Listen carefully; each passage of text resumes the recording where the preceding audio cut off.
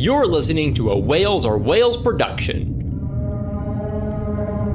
You're also listening to Whales. Visit whalesorewhales.com for more projects and shows like this one.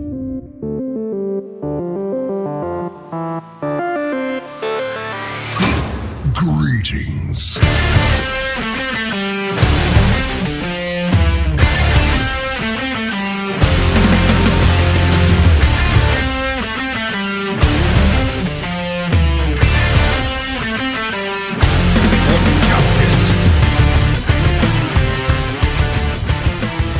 Howdy! Welcome to Hearthaholics, a Hearthstone strategy podcast about sitting back, chatting with friends, and figuring out how to be more awesome at this game. This is episode 14. I am your host, Bryan, and joining me today are the two people who have joined me on almost every single episode. The first of those is Andres. Hey, Andres, how you doing? Hey, Bryan. I'm doing great. New week, new season, fresh new start. Yep. Feeling good. These are all great things. Another great thing is Billy. Hey, Billy. I don't know what you guys are talking about. These aren't great things. These are terrible things because it means you have to play ladder, and ladder is annoying. And so the lesson we've learned is we shouldn't let Billy play ladder for more than an hour at a time because this happens. You know, grumpy Billy comes out. It's not very healthy when you try to stream 5 hours a day. What are you meant to do for the other 4 hours? Like, I know. Once you tilt, like, what's left? Playing arena while like cursing randomly at how bad of luck you have. I guess you could you go pointed at brawl Dr. Boom, but I guess it's not open today. Yeah, it's not. What's that open? Oh yeah. I actually totally would have played Brawl on today's short stream, but like no Brawl was up, so I'm like, oh. I'm really hoping the next Brawl is one player gets a deck entirely filled with these awesome high cost high drops, and the other player gets an entire deck of big game hunters. And so one player is so excited and just plays this great dragon and then big game hunter every turn. Please don't let that happen, Blizzard. Somebody would enjoy that mode. Somebody, yes. Probably me. One guy would enjoy it. So yeah, how have things been going for you guys in the ladder recently? Like, Billy, you've been playing a lot more recently because of your streaming, right? Yeah, I've been doing a lot of streaming every single day of the week. Every single day of my week. I start on Sunday for Americans and end on Thursday, but that's just because time zone's a thing. But anyhow, I've been doing a lot of streaming. Obviously, with the new season starting, I've been hitting ladder pretty hard. I think I'm at rank 7. I was at like rank 6 last night, but that's really good. Took a lot of losses, so. Yeah, I was doing you this thing thing really fast this season. That's really good. I was doing the most shallow thing ever because I got to such a high rank so quickly. I was just like jumping on streams and quickly looking at like pro players and like, I'm a higher rank than this person. I've been doing that sometimes. Just like last month, I was like higher than all of my friends. So Sentinel was popping Hearthstone and see like, who am I higher than this season? And I've actually been higher than most people, but then you, Billy, just like rocketed ahead of me, and I'm like, oh shoot! This is it kind of happens. Can't keep up with him. Apparently, streaming has been keeping me on track with playing Hearthstone, and I'm really enjoying that because it's not necessarily that my level of play is improving because like I'm asking for advice or anything, but because I am theoretically being, eyes are on me. I don't want to be making mistakes, so I'm like focusing on every single thing I do, which is making me play better until I lose a couple games, and then I like stop playing terribly because the delay on streams is actually a little bit nice because you can't really rely on the people watching you for help. Yeah, exactly. Wouldn't that be terrible if you just like sometimes your mind just gets muddled when people are spectating you because they're giving you exact plays to make while you're trying to make your own decisions, and it can like kill your confidence in your own plays or end up just playing what the other person would play. So it can be a little bit harder to refine your own technique that way. That's actually really a good point. Like I've been thinking about turning off spectate recently because obviously if like a player who jumps on to just do quests every now and again checks his friends list and sees me, I'm calling you out, Jacob. Which none of you guys know, but he went ahead and spectated my game, and he was like, wow, you hit rank, I think it was like 8 at the time, and he just kept like pointing out mistakes in my play that weren't actually mistakes, and like I almost got to the point where like I started yelling at him, but I didn't, and I'm like, just dude, let me play my game. Like I'm at rank 8, I'm pretty sure I've got a general clue of what I'm doing. Totally. When I like plan to spectate with someone or a friend and then sit down and spectate with them, and, I make it clear that I want their advice and then we work together. Like, that's some of the most fun I've had in Hearthstone. But it's just the sporadic person hopping in. That sometimes I'm playing Hearthstone for my alone time. Yeah, and just to do stuff. And I need to get better about not hopping into other people's games either, because I do that sometimes. I know what you mean. Fine if There's you always hop like in one and random guy spectate, that will just hop don't in. try to give advice. Like, it's okay if you jump in just to see what's going And on, comment see and what say, deck like, nice they're game. playing. Yeah, say like nice game or good play or whatever. But like jumping in and trying to correct someone on what they're doing without them asking for the advice is just rude. Sometimes the advice is welcome, but like, I agree with you guys. Like, sometimes people will jump in and they'll, after you make the play and they see how it pans out, they go like, "Oh, you should have done this instead." And you're like, "No kidding. I know that now. I saw it happen." That being said, Like, there it's are just like a thing. 4 people on my friends list which I'd be completely okay with them jumping in on my game. Like Andres, like, you are completely welcome at any time to give me advice because you are an extraordinarily better player than I am. And very polite. You too, Bryan, when it comes to like decks like Zoo, which I have no clue how to play. And a guy neither of you will know, so don't worry about it. All right. But yeah, it's just interesting because it's like a new social dynamic, being able to, before you'd walk into a room, someone's playing a video game, you start watching them, whatever. But now there's this streaming technology coming out that people don't even need to opt into necessarily, and people can just suddenly be watching you. And it's like this new social dynamic of when is that polite? How do you handle it? When can you start offering them advice that we really haven't had to deal with before, even at Twitch? Someone like specifically has to go through a lot of trouble to start Twitch streaming. But in Hearthstone, it's so effortless that if you don't specifically opt out, just anyone can start watching you. Yeah, I guess if you want your private session, you can always close it out. I always keep it on because I don't mind people just jumping into my game. Yeah. Sometimes people will jump to my games and ask me questions, be like, "Hey, why did you make this play?" Or, "Hey, how did you know not to do this?" And I don't mind answering those questions because Totally.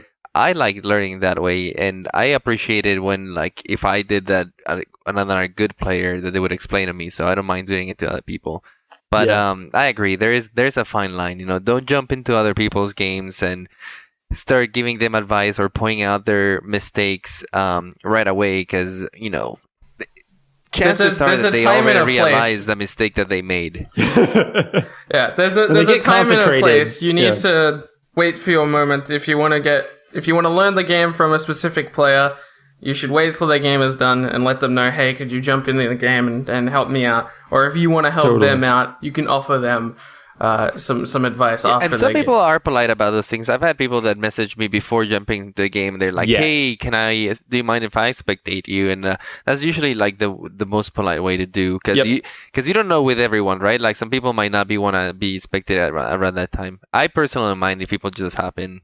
Yeah, I'm with you, Andres. Every once in a while, I'm just like really hitting ladder, only have an hour to play that day, and just want to be able to focus 100% on my own play because I just, really want to pay attention to everything. And in that case, it can be problematic to have someone spectate me because my attention is divided between strategy and social at that point. But I think it could be on me at that point to, turn off the spectating thing, which I honestly forget about sometimes. And in turn, I think people who are spectating, just sending a quick message and saying, "Mind if I spectate?" really solves that problem. So, yeah. It's interesting to see as we work through that. But yeah, Andres, how's the ladder been going for you? Ladder's been going good. I started this season with Mid-Range Hunter. I wanted to learn the deck a little more. I think it's a really powerful deck, and a lot of pros would agree with that statement right now. Mm-hmm.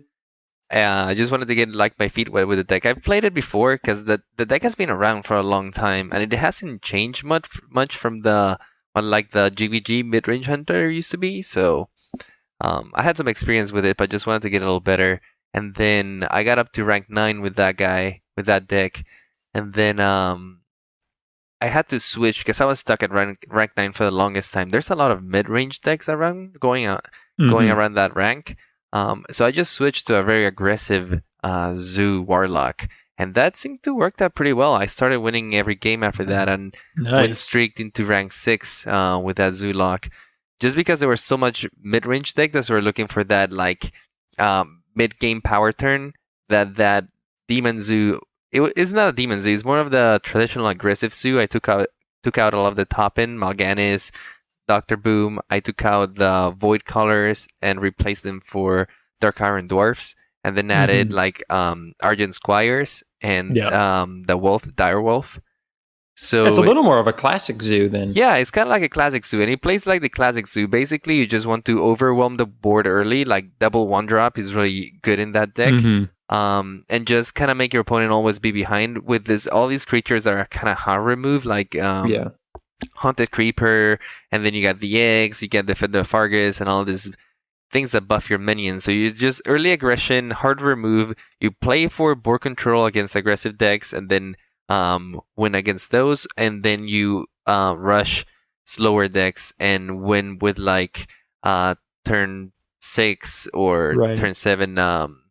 How do you think, in terms of like matchup strengths or weaknesses, do you think it differs much from the mid-range Demony Zoo, like in terms of what it's good or bad against? I think it differs a lot. I think it's a good matchup against the mid-range Demon Zoo. I think this deck has an edge over it just because it takes over the board a little earlier than the Demon Zoo counterpart. And then it still has like a very powerful staying tools. And then on top of that, you run Sea Giant in this deck, or I was running a Sea Giant in it. So if they implosion your board, suddenly you get like a free Sea Giant.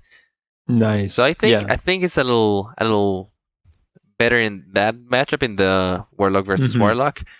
But what the Demon Zoo has is that it has a little better matchup against like really slow control decks that might have a more anti-aggro kind of thing, because that deck has a little more meaty mid-game and late game than this one. This one, if for some reason your opponent is able to wipe you entirely, doesn't have as much of a late game as the other one does, if that makes sense. Yeah, totally. Yeah, it can't sustain as well because it can tend to burn itself out with small cards, and then you're tapping and you're getting more small cards, and at some point that can't keep up. So. Yeah, but what I like about that deck is that it contests Face Hunter, and then it's also good against Mid-Range Hunter, which is very prevalent right now. And it's also good against Warrior, because it has so many small minions that Warrior tends to get overrun really easily, and Brawl is pretty much the only thing that gets him out of it.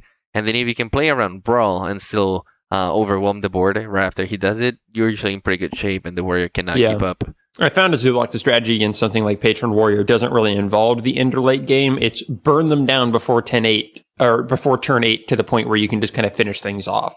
Because if you kind of let the game play out and kind of build an okay board, they're just going to run their patrons into your board, and it's going to, turn out really bad. Yeah, for sure. I was having fun with that deck. I don't know. When I first started playing Hearthstone, that's the first thing I learned how to play, a Zoo Warlock, because I wanted to build a handlock.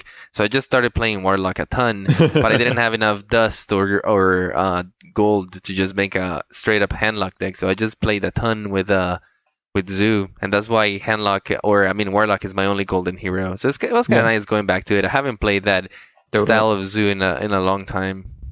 Yeah, for me on ladder, it's pretty much just been Zoo as well. I did a little bit of mid-range Paladin, and then decided that might be what I switched to once I get back up into the upper ranks, just because I'm so much faster at getting through games with Zoo. And I kind of want to continue really focusing on getting really good at one deck and not jump around too much. May I recommend that not be mid-range Paladin? I was right now it's mid-range Zoo. Okay, I thought you would. You said you were going to switch. I was talking about Zoo in that case, but Billy, you've been playing mid-range Paladin. You shouldn't do mid-range Paladin. I was told. I thought you got up to rank 6 with mid-range Paladin, though. I did. That seems pretty good. Seems like it was working out. Okay, so I have an issue with mid-range Paladin because I was at rank 11, and I kept losing games, and I wasn't powering through the ranks, and I was playing Zoo at the time. And a friend of mine was just like, "Why don't you play Paladin?" And I'm like, you know what? Paladin's a pretty good deck. I'm gonna play Paladin. And I just ran into a bunch of really good matchups, and I'm like, okay, cool. Clearly, Paladin's a good deck. These aren't good matchups. Trust. And then today, I've noticed the weakness of the deck, which is Tempo Warrior? Mage gets destroyed. Warrior, you get destroyed. Everything that's in these ranks, you get destroyed. You lose to Tempo, Patron, and the other one that I'm thinking of, Hunter. And they're really prevalent. Yeah.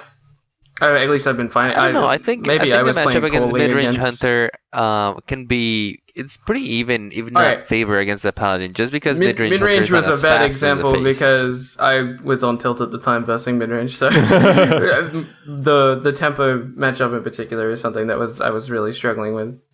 Yeah, Tempo Mage can give Paladin a hard time just because the Flame Waker and that little power with spells just decimates your So dudes and your good. board.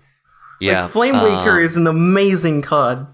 if they get the right hand, yeah, mid-range Paladin can struggle against the deck, and I agree with that because last season I faced a lot of it with the mid-range Paladin, and even though I won a lot of those matches, it was a match that I would dread every time a mage would come up, and I'd be like, oh my god, okay, here we go.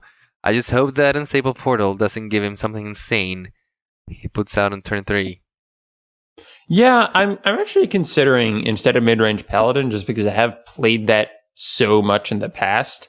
I might try something like mid-range Hunter instead, just because it's a deck I've still barely played Hunter just as a class. So I kind of feel like trying something really new in addition to my really old, well-known deck of mid-range Zoo. Like kind of keep that around as a deck I know incredibly well, and then jump into something newer for me, like mid-range Hunter, and kind of try that out, which apparently has been working okay for you, Andres. Yeah.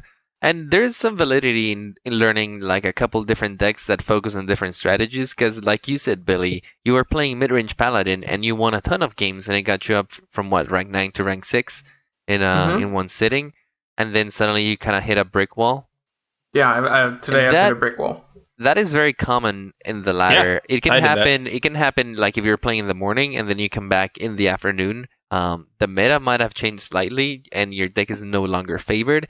And if you know how to play the deck really well, you might still be able to keep climbing. Just that your climbing is gonna be a little harder, and you might lose a couple more games than normally you would with your deck. So it takes longer. So knowing different decks and getting familiarized with different strategies can help with that, because you can switch at that rank. Like I was struggling at rank 9 with mid-range Hunter. I was not finding the right I was facing a lot of Face Hunter. I was facing a lot of Patron Warrior and other kinds of like fast aggro, and it was just not working for me. So I was just like, you know what, I'm gonna switch to Warlock, and win streak after that is just Yeah. I've got a quick question. Adapting to that.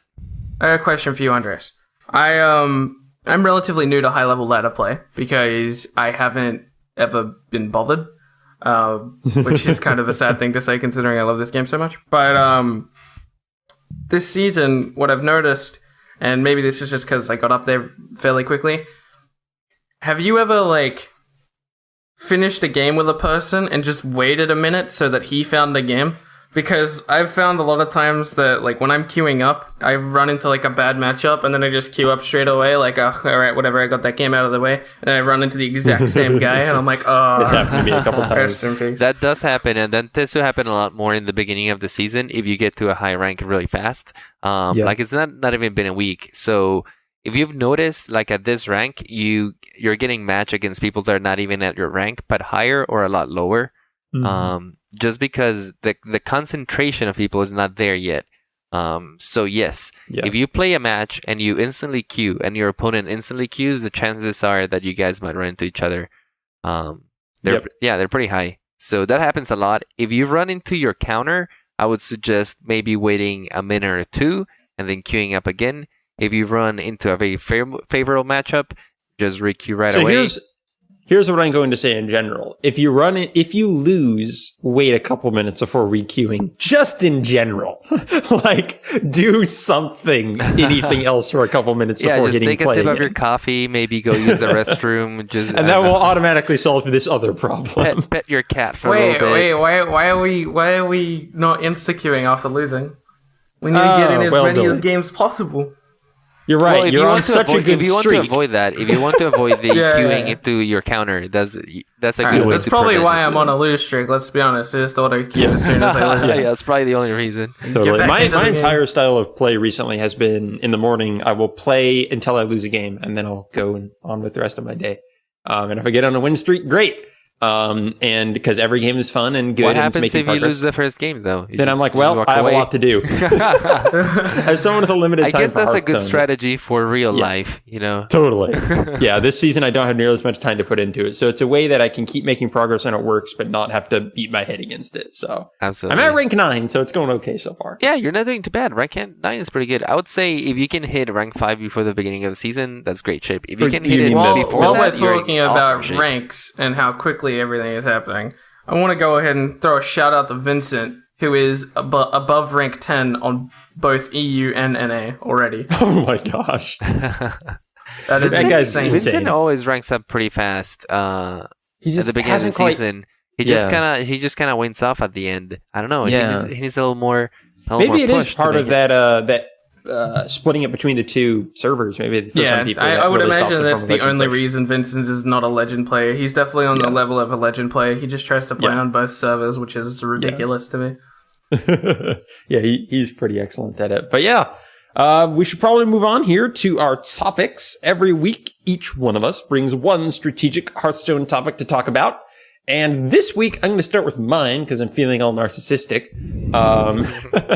And I brought one that everyone has probably been talking a lot about lately, and that is this whole idea of new content coming to Hearthstone. So for people who have not been keeping up with like Twitter or forums or Reddit or anywhere where people just talk about every little scrap of Hearthstone news that's out there, there was a scroll sent to certain publications from Blizzard. I think it was only PC Gamer. Was it only PC Gamer? I think so far PC Gamer is the only people that have Okay. received one. I thought other people had. Well, thank you, I think Billy. there's other people who've received it. Well, yeah, the article I have Gamer here are also the says- original ones who posted the video with the news, but I think it's like Gotcha. a promotional kind of thing that they do to all those like big gaming sites All right, and my bad. big definitely podcasts, looks that sort like of thing. Yeah, PC Gamer is the only one that this article mentions as well. So yeah, Andres, they look like they were the ones who like started the whole Yeah, thing. hopefully one day we get a scroll of Argent tournament. That would be amazing, and I'd be a little bit wondering how they got my address, but whatever. It's okay, Blizzard. I know you have all my info. It's still exciting though. Yeah, I'd probably be more excited than I'm terrified. But yeah, so it was a really cool package. Even when the people opened it up, it made a little noise. So as usual, Blizzard went all out in making it really polished and fun. A lot of fanfare. It very much had kind of an alliance, herald feel to the whole thing, and the scroll read, "Champions are gathering from around the world to witness the next exciting thing Hearthstone has in store. News travels far and wide in search of brave new faces to answer the call to arms. Are you one of them? Muster for battle and mark July 22nd on your calendar. The next bit of news won't come by carrier pigeon. Thankfully, we have much better ways of communication now." I thought you would really appreciate the end of that. Like when I read the end of that, I thought of you, and I thought that you would love that. The carrier I love pigeon it. thing. Blizzard's insistence on staying in character, like with releases like this, just always make me happy. That's great. What was most interesting to me about this is it just came out of nowhere, and that's kind of what's exciting about to me how Blizzard handles Hearthstone news in general. Is they have very much a sense of fun and whimsy, and they know the people are going to be excited about every little bit they release, and they do it in ways that are unique to Hearthstone and unique to them. So I really appreciate how they tease news like this. I agree. And they follow it up with quickly releasing content, so it's not like they're just teasing for months and months and months. Yeah, and you don't and get I agree with anything. that. Like compared to other Blizzard games, Hearthstone has a good track record of just announcing stuff and then releasing them quite soon after that. I'm Yeah, a fan well, I of mean, their yeah. announcements of announcements. Like that's Yeah. really good. Like a lot of people don't like that, but I love the announcements of I announcements. think it's healthy for the community. It gets people Yeah. just talking. And You're thinking. always constantly talking about Hearthstone. Like it's great. I love that. So, on that note, I kind of want to talk to you guys specifically in terms of like how we think Hearthstone is playing right now strategically and how we just think it's working in terms of mechanics and as a game. Like, what do we want from this and where do we think Hearthstone should be going in the future? Before we talk about what we want from this, can we talk about what we think this is going to be? Sure, that's a good thought first. Is first of all, being all practical and boring and stuff. What do we think is actually going to come out of this announcement? Billy, what do you think? I think most practically this will just be a card expansion. No new mode, no new nothing, Okay. just card expansion. Just full card expansion, not an adventure. It's just going to start the cycle of adventure, then expansion, then adventure, then expansion. Yep. And this is going to be our GVG style thing, and it is not going to have any crazy new mode with it. Yes.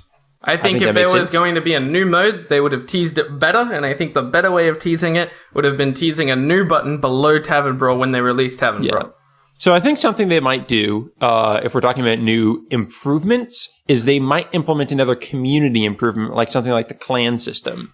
Like they did with observer mode for GVG. Yeah, I would imagine to see a smaller... If there is going to be another mode on top of a card expansion, it will be similar to the way that we got like spectator mode. It will be something small within the game that still impacts the community in a big way. Something it could be is if it's very much this kind of Argent tournament type, kind of Call of the Heroes, people are thinking it might be an Argent tournament mode, maybe it would be reworking the ranked system to something new. But I honestly don't think they're going to touch that for a while. I could see that passed my mind. I definitely don't think it's tournament mode. I mean, me and you had this. Well, no, I don't think tournament mode. I think just reworking ranked mode and maybe theming that around the Argent kind of tournament as a way of giving it some flavor. I can agree with Billy. I think it's going to be just another hard expansion, just another kind of booster pack, and just going to be a whole new thing. I will say that this could be a lead-in. Definitely. I could say you could say that this is going to be a lead-in for the next solo adventure, because people were talking about this is very much like a call to arms, like it says in the scroll, right?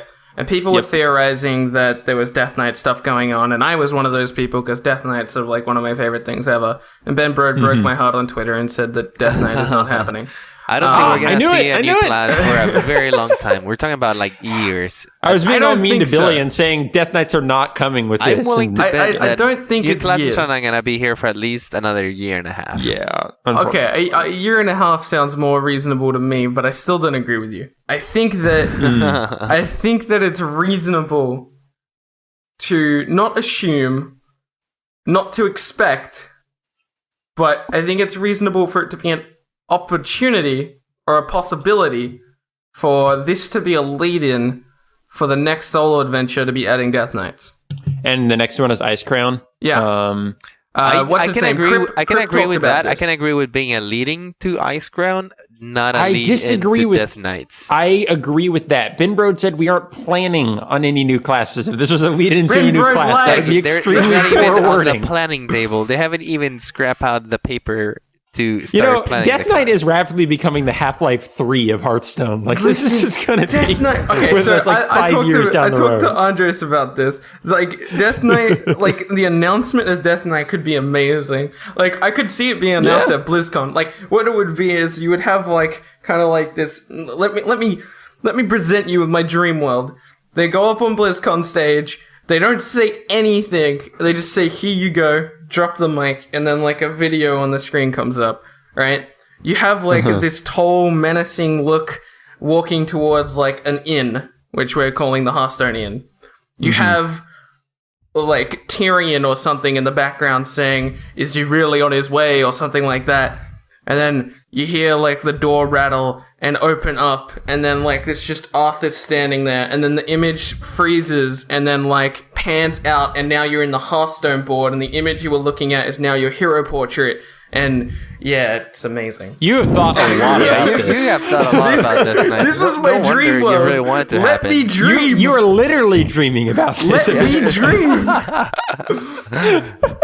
I don't disagree that Death Knights would be cool. I just still think Blizzard regrets ever putting Death Knights into WoW. I feel like this is the way to get a clean slate. I agree with that. I think they kind of do. Cool is amazing. Like this. Yeah, like I think they're like, these are 9 balanced classes. They work really well. I mean, I just don't think they want to introduce Death Knight and Monk because it's too much of a headache for them right now. People don't love those enough. Like, we don't need Monk. Monks are smelly. We need Death Knights though, because Death Knights are the greatest thing ever. And yeah. You know what they're going to do? There's going to be a tavern brawl for 1 week called Death Knight versus Monk, and then there's never going to be actual classes. I think that might be a possibility. Dude, if that happens, like I talked about that last week, and if that actually happens, like back then I was joking about it, but like if that actually happens, I'm like, I'm going to be so upset. Like, and don't take this as like an aggressive stance. Like, I'm still going to buy cards. I'm always going to buy cards in this game because I love this game. But if they did that, it'd break my heart. Please don't I was do listening that. to one of your videos you posted on your channel talking about how many cards you plan to buy with the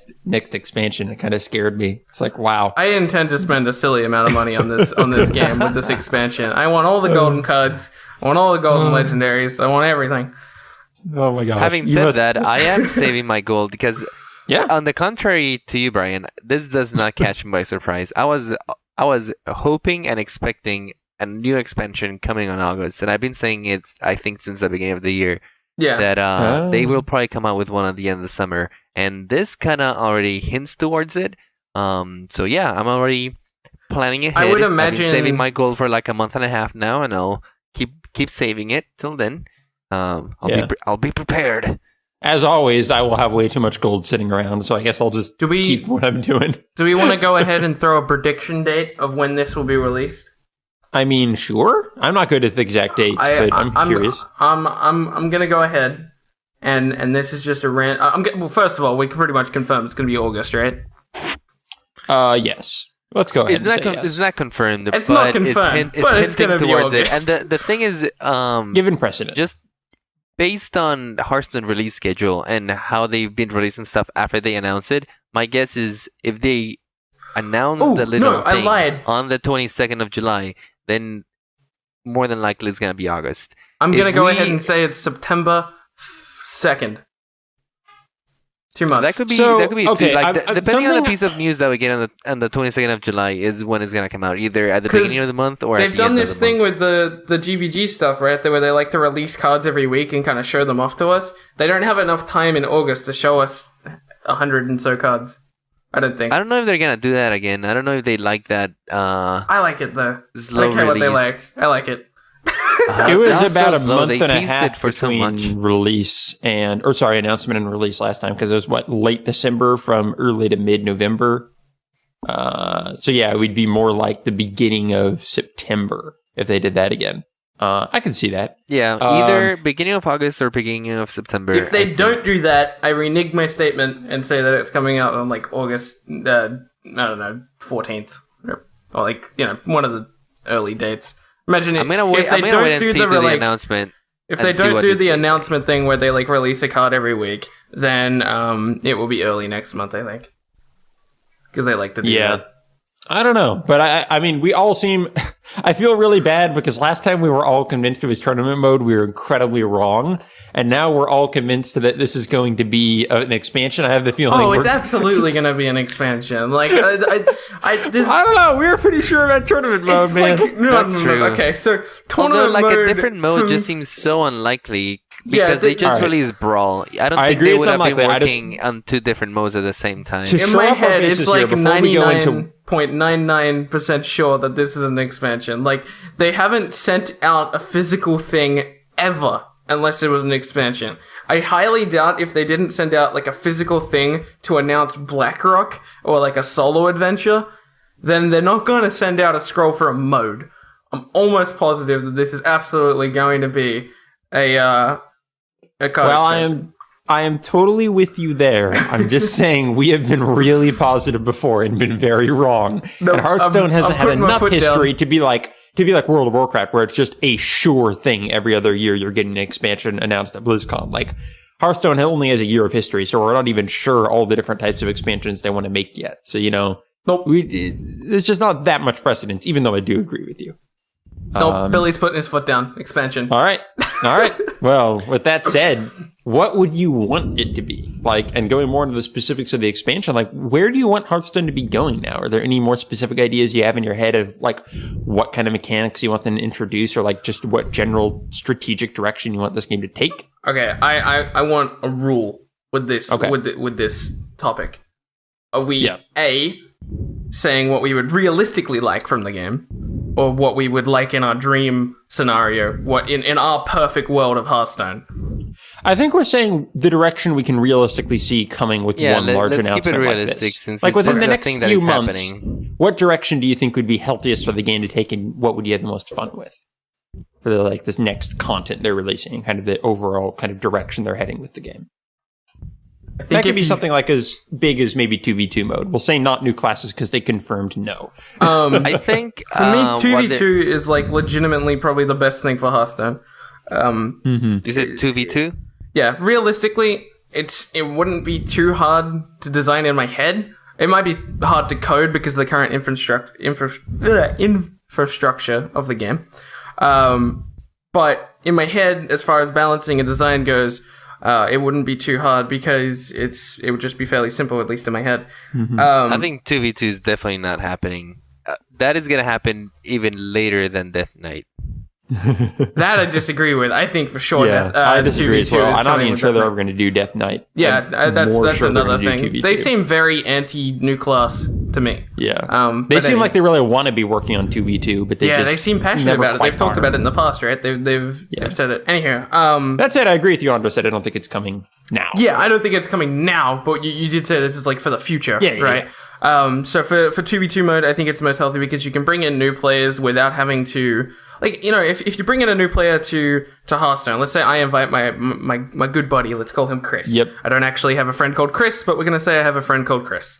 I want to Everyone who knows you named Chris just got really offended. I don't think I know a person called Chris. He just got more offended right now, Billy. You don't even remember him. So Chris and I want to play Hearthstone. I want to introduce Chris to Hearthstone, but I'm a near legend player. He doesn't want to verse me. That's no fun. Yeah. He doesn't want to spectate me because it's boring. I don't want to spectate him because he's running pooey cards that I don't want to watch play. If I want to watch someone play, I don't want to watch somebody with Boulder Fist Ogre play. However, we can go into the new 2v2 playlist. And he can play his Boulder Fist Ogres. And now you can play with Boulder Fist Ogres. And now I can help him with his Boulder Fist Ogres. I can run... I can polymorph his Boulder Fist Ogre so it's a better card now. It's a beast. So it's a beast. Yeah. No, but like, you know what I mean? It would be more of a cooperative experience. It'd be more enjoyable to bring in a new friend into Hearthstone. They wouldn't have to spend any money because you can just carry them. Obviously, it would be hard to carry them, but it'd still be fun. I think that's the best. Yeah. Most healthy I definitely for bringing in see new players, at least.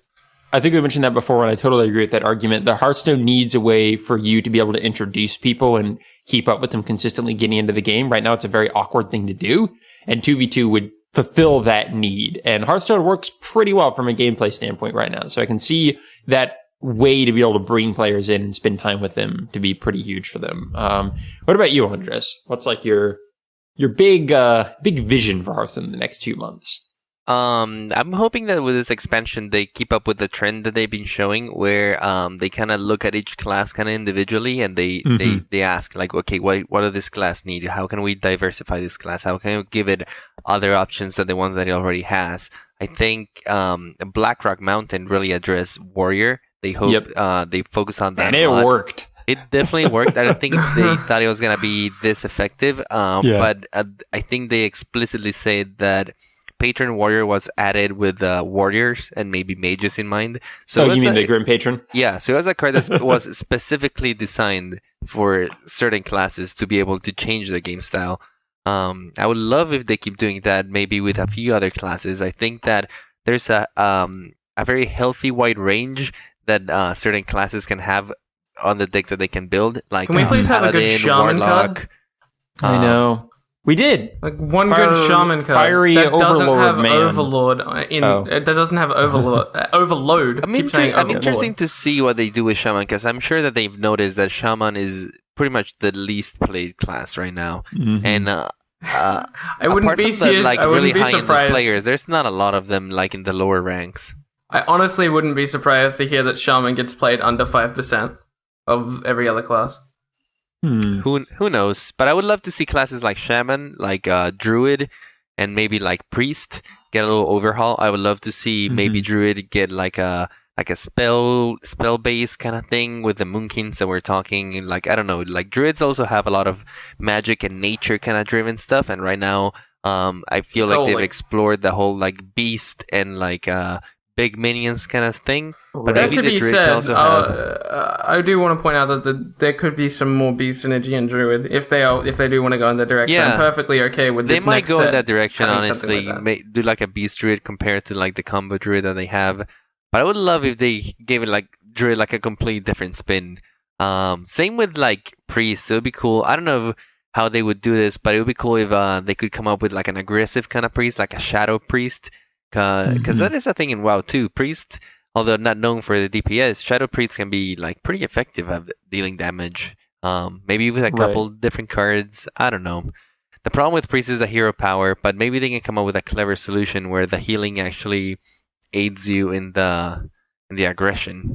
The shadow forms they already have the spell Shadow Form, but that's way too Shadowform slow. and Light Warden are the two examples of that right now, I think. And yeah, it's They not quite do, enough but it's to a bit build that. clunky. Yeah. So maybe either cards that support that kind of card, or maybe even cards. It could be like a Dark Scientist or something like that. Then when it gets killed, you go into Shadowform mode or something like that. Oh no, it's a whole new Mad Scientist. But, Bring in a value I from mean, its what You're they're entry. gonna okay do with with that? it, You I win mean- with Iron Beak on turn 2. But yeah, that's what I would like to see. Just a little more variety and Yeah. to see some of the classes diversify a little bit. Because Yeah. most of them are, but there's just a couple with Shaman, Priest, and why am I blanking out with this one? Druid. And Druid. Druid? Yeah, Shaman, Priest, Druid. I mean, Rogue is tough because it has one archetype with Oil Rogue, and if that's not in vogue, if Rogue is not in vogue at the time, then it doesn't do very well. Here's an idea. yeah. Maybe we shouldn't have nerfed Gadget Sand. I don't know. Billy's dream expansion, unnerf Gadget Zan That's and the Leroy. entire That's it. expansion. That's No the entire new cards. expansion. Gadget Sand gets unnerfed, and so does Leroy. And that's all. And then I'm the happy. game breaks. What about you, Brian? What would you like to see? I was trying to think about that. I'm kind of with you, Andres, in that I don't see, like, I'm not thinking the game in general is, like, taking some direction I needed to vastly change. Like, just if you add new cards and diversify the classes, I think it would do pretty well. Something I would really like to see, and what I talked about before, is it's not so much in strategy as so much just the overall feeling of the game, but I would really like them to create more ways to interact with people in Hearthstone itself. With the clan mode and that sort of thing. If they could start working on that soon, because I just feel like it's so easy to drop out of touch with people in Hearthstone, even with the spectator mode, because you're just having to juggle these kind of badly formatted one-on-one conversations with a bunch of different people at once. What's interesting about a clan format is this game is so engraved in like social media and stuff. If the clan system is like public, in a way that I can join the Trump clan and I can talk to other fans of Trump and they can teach me how to play if I'm a new player. Right. That's something that's extremely healthy for the game. Right. The only reason why I randomly said that is because I wasn't actually on board with the whole clan system, because that takes up development time that it wouldn't really be a feature I use. But now that I'm thinking about it, it's extremely healthy for the game when it comes for newer players and also even myself. Like, I lose track of, I don't know how many friends I have, but the over 100 friends I have on Battle.net, now that they increased that cap, thank God, that it's very hard to keep up with everybody. I don't know where everyone's from. Totally. And just imagine having a clan for the game nights we do that everyone joins, and then Exactly. you can just be going through and say, hey, I have a deck I want to test out. Anyone want to test it out with me? Instead of having to single out one specific friend, and someone on the group might also be online and just be like, sure. And then you're playing with that person, and then people can see that you guys are playing a game and spectate it. And it would just like create this new social dynamic that people can easily opt in of and leave as you join and leave the chat. That could just I agree bring with people that. together. I think the reason they didn't chat was because they didn't want to deal with all the hassle that it comes with, like a public chat. But if you can build like I don't like want general guilds, chat. guilds or groups that you can form where you can add the members, and it's just gonna be your friends. And I'm sure there's gonna be big guilds out there in public, but then like the chat is just gonna be a problem of that specific guild and not of the general stuff. And I think it would be a lot of potential with something like that, because if you can form your own groups, it's kind of nice how, for example, in WoW, your guild has certain perks. So if like the members reach certain I don't want requirements perks. and stuff. Please, no perks. No. No, we don't need that. I think the one thing they could add is like they can be like not game influencing, but more like customizable perks or something like that. Like you can wield your guild icon or something like that. Okay, maybe they change. You know how with the purchasable heroes, it changed like the back pieces of your portrait. Yes, I could those see could it be like changing customizable for your clan. Yeah, for your that'd be clan, so so that cool. you can be recognizable and you can have your own. We can have like the Hearthaholics clan or something like that. Customization and anything cosmetic I'm fine with, but if you're giving them rewards which otherwise have to be earned, I don't want that. Yeah. No. Oh, no. Yeah, you don't want to be able to... That's something that annoyed me in WoW a little bit, is how bigger guilds could just shortcut the game. It seemed weird to me. Yeah, if I'm getting bonus gold because I'm in a guild, I don't want that. No. It feels like the wrong kind of motivation, because it makes big guilds better than small guilds, and it just kind of kind of makes things weird. But yeah, I love that idea, Andres, of like having the equivalent of a guild banner or a uniform that you have in Hearthstone. That could be incredibly fun. But yeah, You can have like a guild card back or something. Oh yeah, you're right. Customize a card back for your guild. Oh my gosh, different art that's components. getting very difficult. It would have to be like, swappable parts in a very... Yeah, it could be like a Diablo banner that you can just customize it to whatever you want. Totally. It would probably be a more limited number of them. It would be like highly, I don't want to say dumbed down, but you get my point. It would be... I think they'd add you more would have parts like different over time. models, and then you could customize maybe like the colors. You can pick whatever you want. Yeah, that would be pretty neat. But getting pretty far ahead of ourselves, I think. I don't think that's coming anytime soon. But anyway, should add 6 million new card I think backs. the guild thing is cool. Yeah. Like I think that customizable card backs is coming way after Death Knight and even Monk. Like we're talking about how Death Knight and Monks isn't coming. Fair point. But yeah, that's like the first thing that jumps to mind for me is just like when I'm playing Hearthstone, probably the only thing that I'm just like, man, I wish I had insert thing here is a cleaned up way to interact with other people. Right now, it just feels very clunky to me in ways that the Battle.net client felt clunky, like before you could talk to people that were playing a game outside of the game. So like they improved that. I just feel they need to improve the stuff in Hearthstone, which also speaks to like how the game plays in general and how it works and how often content is coming out. Like all of that I've been really happy with. I don't think there's anything I'm looking at and just saying, man, I'm running into too much of this or the game plays too much like this and it's just not fun for me anymore. Like there's always something new for me to try, something new for me to learn. It's not the perfect card game. It might be a little more aggro than my taste would cater to. It might be a little bit more limited in how many decks are out there. Yeah, but that's if we're not talking about how the game plays, I would much prefer Zoo to be the most aggro deck available. Like that's the peak of aggro for Zoo me. is very aggro. You'd be surprised. I know, that's what I'm saying. So you're basically saying you want Face Hunter gone. I want Face Hunter and I want Tempo Mage gone. No, Tempo Mage more aggro than Zoo? I think the game needs Face Hunters. I think the deck needs honestly, Zoo should Face be Hunter the is most- one of the most honest decks that is out there in the world. They just start the game and they tell you the plan right away. They're like, listen, man, I'm just going to go your face. No matter what you do, I'm just going to go your face. I completely understand what you're saying. But for me, Face Hunter, there are wins which are legitimately impossible. No matter what you do, you are going to lose against a Face Hunter. Where I feel, as versing Zoo, even when they get that God draw, there's still going to be games where you just straight up lose because you didn't have the draw either. But that's just a card game, right? That's what's going to happen. Yeah. But I feel like the win rate against Zoo, even if they get perfect draw, is going to be much higher, even if, in comparison to Face Hunter getting the perfect draw. Face Hunter getting the perfect draw, they win. And I feel like that's unfair. I feel like most decks, if they get the perfect draw against a shitty draw from your opponent, you're more than likely going to win. Perfect is so much easier for Face Hunter to get than any other deck because they have a variety of 1s, 2s, and 3s, and that's their only source of mana. Every other deck, perfect draw is a much higher, lower percent chance to get because they have everything between 1 and 7, or like even 1 and 8, or if you're talking Zoo, maybe only 1 and 5, but that's still. So you're just saying getting a curve with Face Hunter. Yeah, getting a curve is perfect hand with Face Hunter. Do you understand what I mean? Like, getting a curve with Face Hunter is not that hard. It's a very consistent. Exactly, deck, that's what I'm trying to say. That and for Face Hunter, perfect curve is Dream Draw. Like that's it. Like that's all they need for Dream Draw. Like that's it. Well, I think it is a little more than that, especially because Dream Draw. Okay, in my definition of Dream Draw, I'm sorry, Dream Draw might be a little extreme, but winning hand draw is perfect curve with Hunter. Like they don't need at least Face Hunter.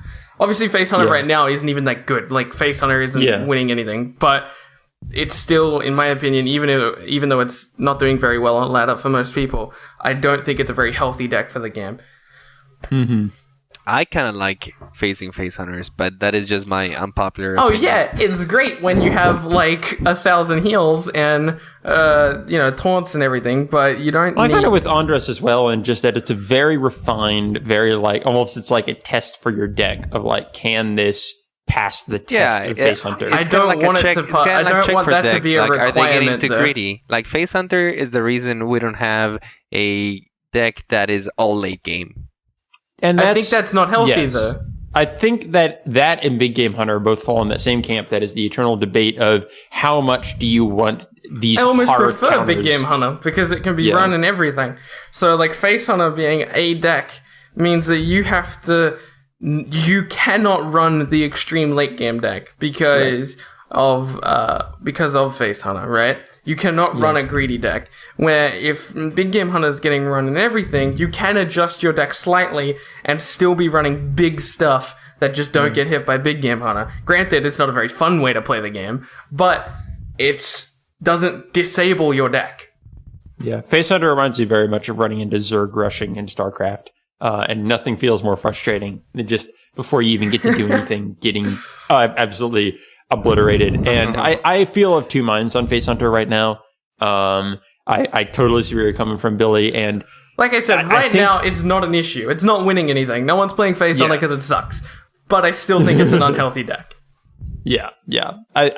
So just in general, I'm pretty darn happy with where Hearthstone is right now. As I discussed, I think the community features are the only big thing. I had to think a little bit more on it of whether there's something like intrinsic to the game that's really bothering me. But other than the fact that the decks are settling maybe a little bit too much, I think that would just be solved by new cards. But yeah, I think a year and a half into it, Hearthstone has created a game that is really proven to be fun and long-lasting in terms of me just not getting sick of it and saying, Isn't okay, I think I figured it out at this point. This game's been out for a year and a half? Like, kind of. Yet it also feels like I can't believe a year and a half ago I wasn't playing Hearthstone. Like, it's such an integral part of my life. More than that for me, because I was playing since the open beta. It's been like 2 years. Yeah, true, right? But like, imagine like 2 years from now trying to explain to people what some cards were like. Like, people won't understand that Leroy used to be able to be Shadow Step twice in one turn. Like, they're like, whoa, The last thing I wanted to cover in terms of this, if this is an expansion, do you guys both think that's a healthy level of cards? Because bringing Vincent up again, I talked to him about it. He was pretty sure it's going to be an adventure because he just thinks that releasing large quantities of cards twice a year is going to just get overwhelming for most people to keep up with. I think that's a ridiculous statement, and I told that to him. I think that's a silly thing to say. More cards is always healthy. I don't think it's ridiculous, but I think they're not at the point where that is too much of a worry. I think once there is a larger chunk of cards, they'll address certain ways to not make it as unbearable for newer players. I'm with you, Andres. Long term, this model, releasing something like 300 cards a year, is going to get, I think, unsustainable.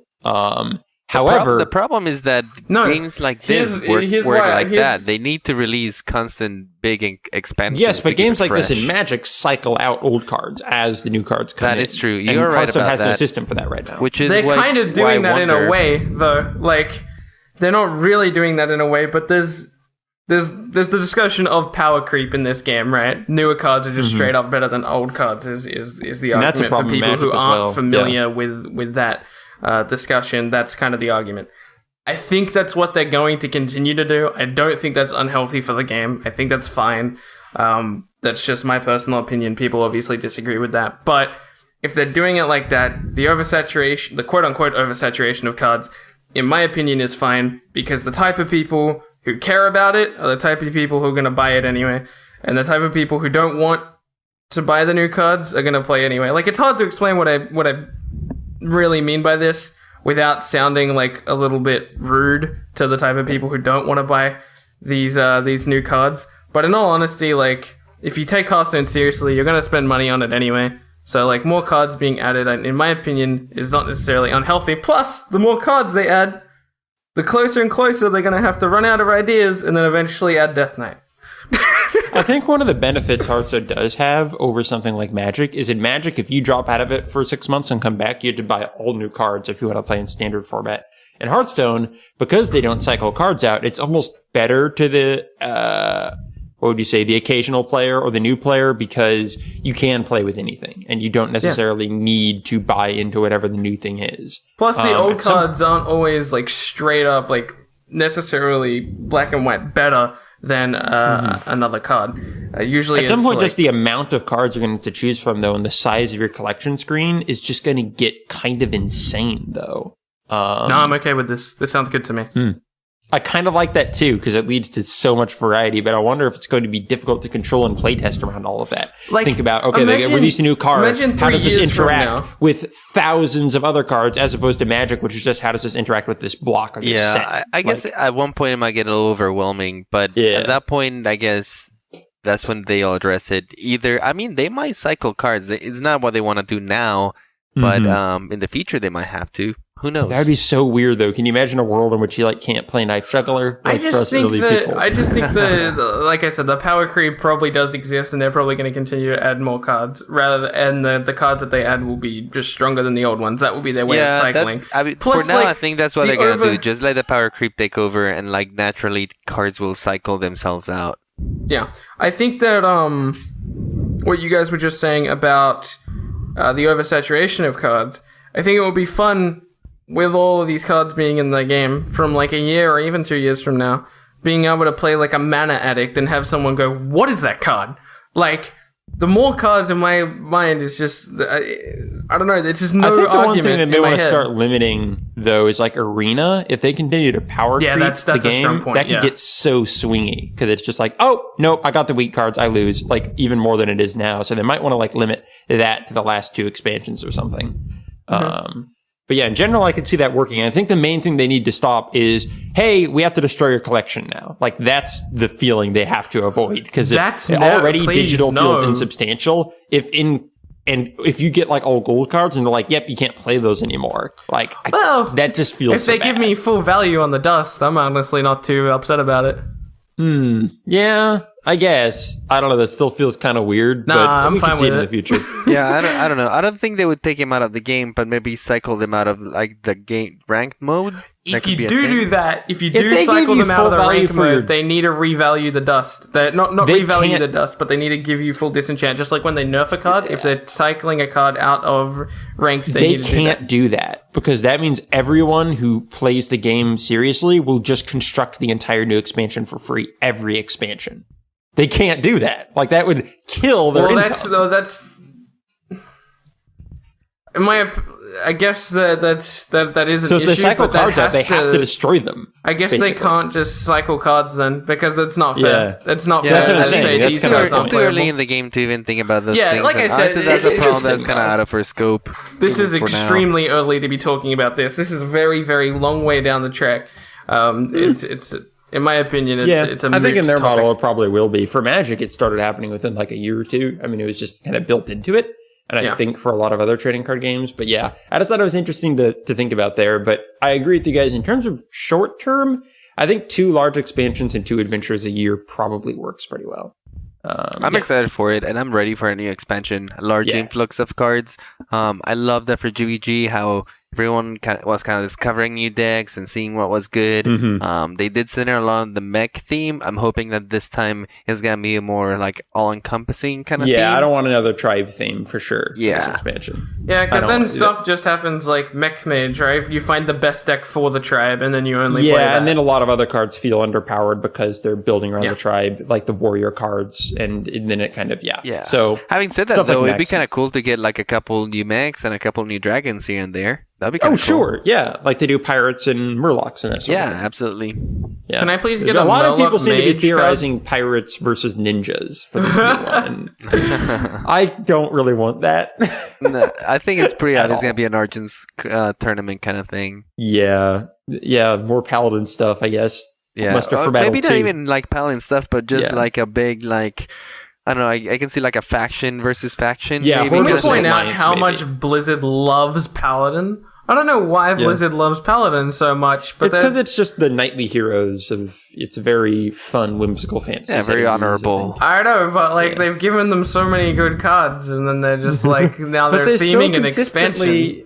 They're still consistently not at the top of the rankings, which brings us into your topic, Andres. We're running a bit late here. Sure, yeah, so we're running a little late. Yeah, that's a big discussion that we had. Kind of rambled on a little bit there, but that's okay. I think that was the really crazy news of this last week, and hey, we had stuff to talk about, so I was cool with that. But I do want to give your topic here a few minutes before we close out, since it doesn't have to be a long one. You just wanted to talk about the power rankings, the most recent power rankings from Liquid Hearth. Yeah, absolutely. Since it's the new beginning of the season, I thought it was a good idea to maybe touch on these and see how the state of the meta is kind of right now. Totally. I was looking at them earlier today. I thought they were really interesting. Unanimously, we have Patron Warrior at the top of the list. Before we start, for the people who know, the Liquid Hearth power rankings are pretty cool. They get a bunch of top players. In this case, in this particular one, they got Dog, Firebat, Nyrea, Savitz, Zhou. I don't know. I don't really know how to pronounce that. Zhou. Strike Pro, and I think you just Thais. pronounced that show. I think that's how he pronounced it. Show. Yeah, something like that. It's a pretty cool name. I like it. But anyway, they're all very good players. They're all known for their success on the ladder, and some of them are also very high tournament players. You got BlizzCon World Champion there. Yeah, absolutely. Yep. I think all of them have had number 1s or number 2 finishes in at least one or two tournaments. If we're going to be ranking what the best name of a pro is, I think Dog wins. It's just named Dog. I don't know. I like great. Firebat. Firebat's a cool name. No, I know. It's a StarCraft reference. That's pretty great. But yeah. The cool thing about this power rankings is that I think they they keep in mind tournaments and the ladder, so it's kind of like a combination of both. That's interesting. So yeah, if you're interested in seeing tournament information, it's also a good place to go. Yep. But yeah, Patron Warrior tops the list this week. All of them ranked it at number 1, which is crazy. It's just kind of incredible. Yeah, there's no other rank here which they unanimously agreed on. It was just Patron Yeah, every Warrior other being number spot, 1. even though some of them are pretty consistent, every other spot has like a few contested slots. But the Patron closest Warrior one just, is Mid-Range Hunter. everyone second. agreed that it was just the top one right now, which is interesting. This makes me think that at the end of last season, the last day, a lot of people were playing Patron Warrior, and a lot of them had very high finishes with them. Yeah. I'm not very good at Patron Warrior. That's why I can't play it. Like, I honestly want to play Patron Warrior. Patron Warrior so is good. rare in the ladder. I still think that. You don't run into a lot of It's kind of the same thing as, like, Oil, right? Oil's really good, but there's, like, one Oil player on ladder.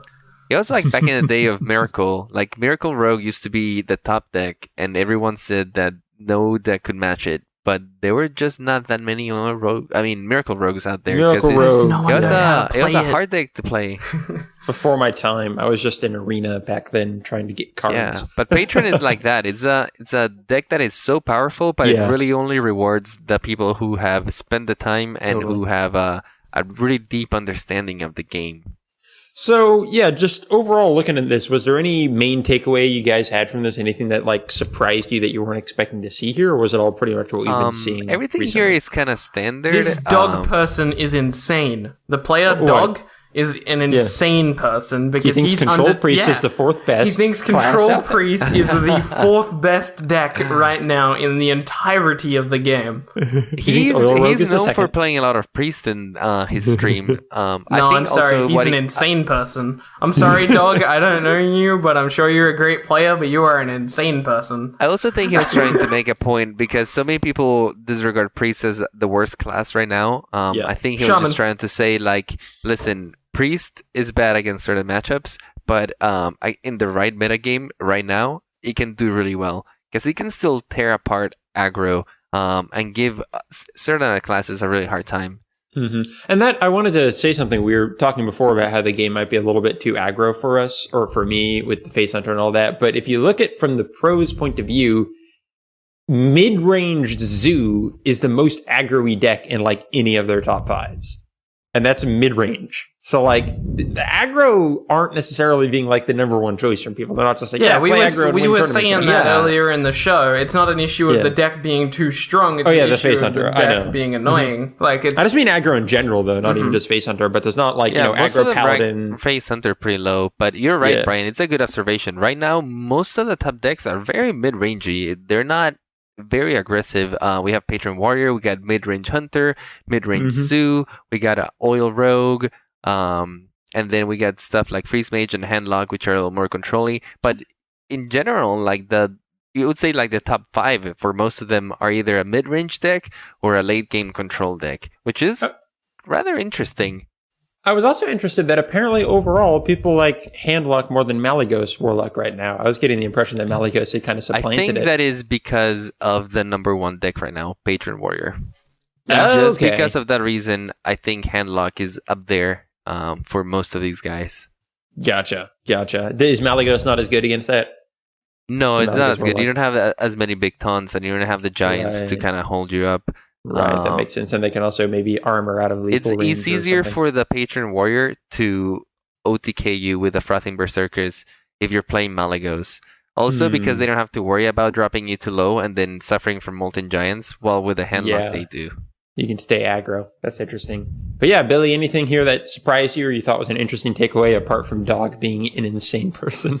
He's an insane person. Apart from that, I'm fairly surprised about Freeze Mage being as high as it is. A lot of these guys are considering Freeze Mage to be the 4th and 5th best deck, which is intriguing. That should be hope. You love Freeze Mage. It gives me hope for that type of deck. I'm happy to see mid-range Zoo still up here, so I don't have to feel bad Freeze about Mage playing still does really good. Freeze Mage does good against mid-range Hunter. It does good against Face Hunter. It does good against both Handlock and Malygos Warlock, just because he doesn't really care about their board. It just lets them build the giants and then just shoots everything at their face. I will say, in a meta that Hunters and is as popular as it is, Freeze Mage is a bad deck to be running because despite that your deck is good against it, people for some reason decide Kazan Mystic is a good card against Hunter, and then their Kazan Mystic... You mean people like me who then learn my lesson and stop? People who think Kazan Mystic is a good card against Hunter then use it on your Ice Block and then you lose the game. Even though you're right, even though Face Hunter can run Kazan Mystic and make you lose... I wasn't saying Face Hunter. I was saying people against Face Hunter would be running Kazan Mystic, and then they run into you. True. But if you look over here, honestly, I don't think taking against Freeze Mage is the right move. Like you're facing Patron Warrior, mid-range Sue. You're facing all this other stuff that almost like Kazan Mystic is a liability right now. No. I think you are understanding what I was saying. I was saying if Hunter is popular, people run counter for Hunter, but the counter for Hunter is also the counter for your deck. You understand what I mean? Mage. He's saying people are running Kazan to counter Hunter right now, and then it's inadvertently hurting Freeze Mage players because all these people have Kazan in their deck, so they can beat Hunter. Yeah. There you go. That's a good point. I haven't played Freeze Mage to actually run into that myself. My big annoyance is every secret class was also running Kazan. So when I would Kazan their secret, they would Kazan it back, and then I would feel terrible. I honestly thought about running Kazan. One of the things that does surprise Freeze. me, and I think is worth noting, is that Tempo Mage is very lowly ranked by most of these players. Definitely under top 10 for most of them. It's a very draw-dependent deck, and I feel that that's why pro players don't like it. A lot of pro players dislike that deck, even though it's a popular ladder deck. Look at the type of decks that are up here. You have Patron Warrior, which is obviously a very consistent deck because your ability to draw is gross. Hunter, which is, you just curve out well and you don't need the card draw. Oil, obviously, you can draw consistently with that deck. All of these cards up here are very consistent decks. Where Tempo Mage Mid-range Zoo is really amazingly good. consistent. Like, that's what I like about it, is it's an aggressive deck that you don't need to immediately be winning. There are enough comeback mechanics in it that you can get by with some of your non-optimal starts. While I feel a lot of decks that establish board presence are kind of just stuck hoping to win with that. So yeah, you're right. A lot of these do seem super consistent, which does make sense. So and look at the type of decks that are here at the bottom. You have mid-range Shaman, which is. Obviously Shaman. not Mech Shaman and mid-range Shaman, all those Shaman decks, which are obviously not very consistent. Even Aggro Paladin, which just feels like you kind of had to hope for that Divine Favor play, or else we're kind of dead. It's also an interesting perspective because these are all top players, so I feel like the experience that they have on the ladder is a little bit different to the experience of the average person. All these aggro decks tends to be on the bottom because most of them already know how to play against them, and they know the weaknesses, and they know how strong these mid-range counterparts can be. Totally. But in the lower ranks of the ladder, it might not be the same case. For players who are not as experienced playing the long game and controlling the board and matching your solutions with their questions and stuff. You might want to value things. This is where that is where things like Aggro Paladin and Tempo Mage, Face Hunter tend to flourish a little bit more. Yeah, totally. All right. Well, But yeah, just expect a very mid-rangey kind of meta game. I also already experienced it this week. That's why I switched to that aggressive Zulok. That worked out pretty well, just because it kind of catches them by surprise. They're expecting the mid-range Demon Lock, and they mulligan a little slower, and then you just overwhelm them real fast. I've been seeing you experiment with a lot of different super aggro stuff, like the aggro Paladin and the aggro Warlock. So I'm curious how that's going to go for you. You know, I always steer away from those, so I might give one of those a try sometime. I kind of like adding, like, spicing in a little bit of those in the beginning of the season, because they do make your runs a little bit faster sometimes. That's a good point. Rather than starting with like a little bit of slower decks. And like the mid-range decks are not surprisingly slow, but sometimes you can even get like 2 or 3 games in the time it would take you 1 or 2 from the other one. Yeah, I totally think I'm going to go with my mid-range Zoo and then try a little mid-range Hunter with it, just to have a new deck to be learning alongside, and also because it's so prevalent right now that I feel like I just want a better understanding of Hunter. Mid-range Hunter is nice, especially if you're seeing a lot of Control Warrior. Even Patron Warrior can struggle against mid-range Hunter. And same with like any kind of Warlock. Yep. You're going to have a good time, except against the most aggressive kinds of Warlocks, like the one I'm running right now. Those can give you trouble. Yep. So, Billy, for your topic this week, you have brought us another card that you created for Hearthstone. Yes, I have. I have brought a rogue card. Because rogue, I've been trying to make like tempo-ish rogue cards, something that a tempo deck could utilize. Going into that discussion we had about creating a new type of deck for rogue. Yeah, because I mean, back in the day, tempo rogue was one of the only classes one of the only decks for that class, other than Miracle. So we have a rogue card. It's a 2/mana 3/2 minion, and it reads: at the start of your turn, add a backstab to your hand. Yep. Now, this reminds me a little bit. Oh, go ahead. Sorry. Obviously, the dream with this is you coin it out, and then they can't deal with it on turn 1, and now you get a free backstab. But I don't think it goes any further than that. I think it dies. It reminds me a little bit of playing a knife juggler without having anything to combo it with. It's like it's going to die, but at least it's a distraction out there that if they don't have an answer for, it can completely swing the game. I mean, this can be really strong, especially if you're facing a minion class. If you coin this out on turn 1, and then their answer is like a juggler or an imp or even like they can't mad contest scientist. it with another minion. Yeah, they can't contest it. You just backstab it. You know what? The ultimate irony, though, is a mirror matchup and they backstab it. That's what feels really bad. Double traitor. But yeah, I thought what I really liked about this card, Billy, is I love the idea of cards putting more options into your hand. And they experimented with this with the spare parts. And I thought that was really cool with the whole mech thing. And I love this idea. I also like that Moonfire card you came up with. This idea of playing these things since you don't have activated abilities on the cards. Like in Magic, there would be cards that are like pay 2 mana and then you can do this effect on the board, like give something +2/+2 and like repeat those effects. And it's basically giving you more options because your creatures themselves have little abilities you can play on them. This kind of, to me, seems like Hearthstone's way around that, where they can expand the options in your hand from the creatures on your board. And that seems really cool to me. Oh, well, thank you. I think it's a cool. I would love to see this card in the game. I don't even think it would see play outside of Arena, to be honest. No, I don't know. This card seems really strong for an aggro rogue deck. This could be exactly what they want. But I was gonna say I agree with you, Brian. I really like those cards, especially the cards that you play and they gain you an advantage over time. Like leaving them in play, it's a liability for your opponents. Yes, I love that kind of cards. Even things like Mana Tide Totem, where it's not an immediate threat, but the longer is there, the more an advantage that you get from it. So there's a lot of like mind games going on, and like a lot of strategy on when to play them, when to kind of take your opponent by surprise and sneak him in there. I don't know. I love that kind of card. This card would be ludicrously overpowered if it was a 1/2 with stealth. No, that would be ridiculous. Maybe stealth for 1 turn. Yeah, that could be something. It takes too long to master or disguise it, unfortunately, but that would be cool. Just get free backstabs for like the entire game or until you get AoE'd or something. Yeah. That's actually interesting. If you play this guy on 2 and he lives for a turn, which is probably never going to happen, you coin out Mistress of Disguise or Master of Disguise or whatever the name of that card is. Yeah, but then he's weak to most AoE, so at that point, I know, but it's just... Yeah, it's a cool thought, for sure. I like the idea of it. But yeah, I like that card, Billy. More stuff that, like, just in Hearthstone in general, and I think from your cards as well, more stuff that are giving you more options to work with. I love that idea rather than, just playing something and moving on. So I think that's pretty neat, and I look forward to more like it. So this week, I don't think we're going to have a listener topic since we actually didn't get any new emails in this last week, and we're running quite long on time. So it seems like a good time to maybe skip that and come back to it next week. So sounds good.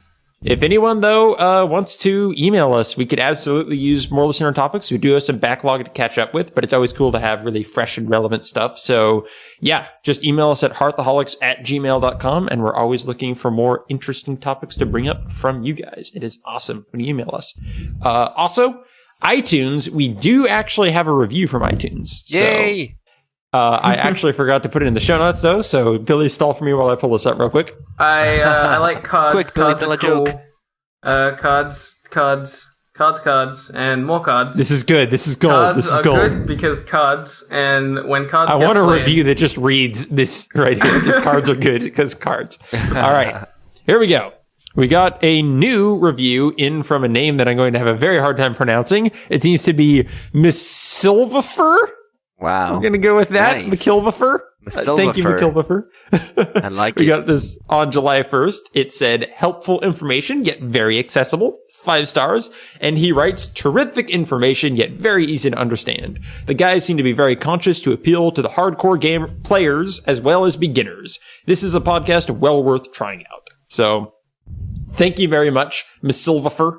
Also known as Silver Fox. That's how I know on Battle.net, and that's much easier to pronounce. So, that's awesome. We really appreciate the review. We've appreciated everyone who's left us reviews so far, and that is excellent to hear because we do very much try to walk that balance between the casual and the hardcore. Yeah, I'm glad to hear that because we do try to keep it accessible to everyone, and we do want to, give a little bit of information to the more advanced players as well to the players that are just starting out. So I'm glad that you think that way. And thank you so much for the review. That is awesome. Absolutely. Also, people, if you want to find us in other places, we are on Twitter at Hearthaholics. You can just search Hearthaholics on YouTube or Facebook, and you'll also find us there. We are also a project of the Whales Are Whales Network. There are a bunch of other interesting podcasts and shows with awesome people like us there on whalesarewhales.com. So go ahead and check that out, and you will find a bunch of my other work there, as well as other cool people. So, Andres, where can people find you on the internet? People can find me on Twitter at iPlayGames. You spell that IPLII Games. And you can also find my work and the music that I do over at my website at massivemusic.com.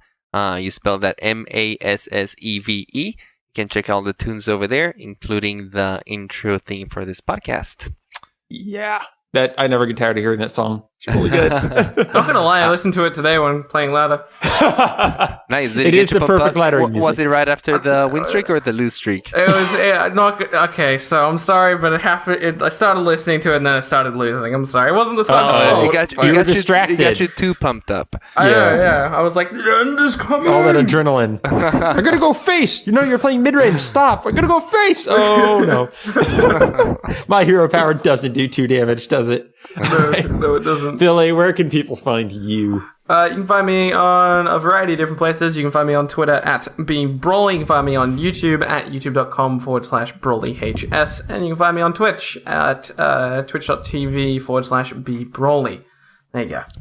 Fantastic. Yeah, you're streaming a lot now. And as you mentioned, the schedule is Sundays through Thursdays for us here in the United States. And what was that, 7 p.m. to 11 p.m.? Yeah, I usually start off at 7 p.m. to 11 p.m. There are Tuesdays and Wednesdays, which I do not go into 11 p.m. They are short stream days because I have this show to do, and I have the TAC meetup the following day. So Totally. Yes.